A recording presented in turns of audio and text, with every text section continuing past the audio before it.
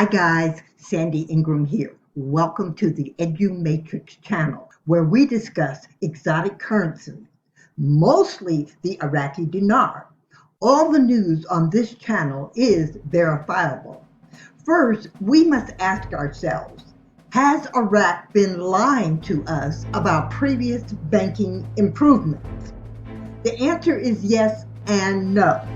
They were doing what they said they were doing, but not what the Department of Treasury required.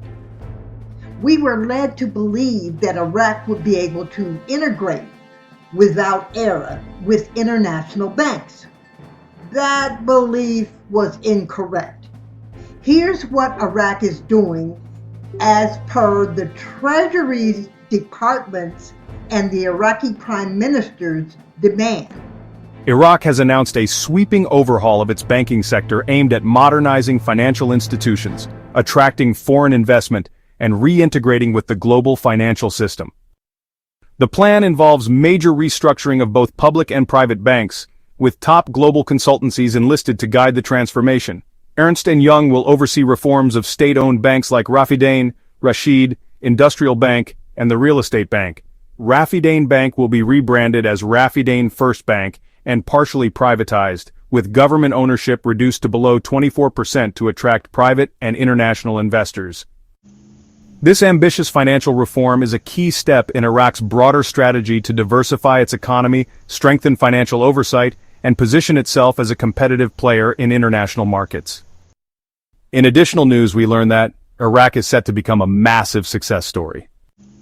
Iraq is witnessing a remarkable surge in stability and security, which Abir Burhan, director at Al Burhan Group, says is transforming the business environment and generating strong interest from international investors. Speaking at the Iraq-Britain Business Council's spring conference in London, Burhan highlighted how enhanced safety and regulatory improvements are unlocking new opportunities across sectors like housing, aviation, and infrastructure in Iraq. These positive developments dovetail with broader economic reforms under Prime Minister al-Sudani, including initiatives like the Iraq Development Road, the Grand Faw Port, and new city projects, positioning Iraq as a regional hub for trade and investment.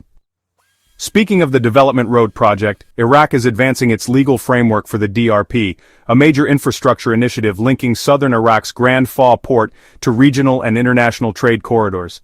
On June 12, Prime Minister Mohammed al-Sudani led a meeting to finalize the legal and technical guidelines, focusing on construction standards, operational protocols, and management models based on global best practices. A special committee has been formed and is working alongside U.S.-based consultancy Oliver Wyman to draft the necessary legislation and regulatory structure. This development supports Iraq's ambition to transform into a logistics hub by integrating roads, railways, ports, and cities, a vision that builds on previous international agreements including those with Turkey, Qatar, and the UAE. The channel will keep you updated on these recent developments.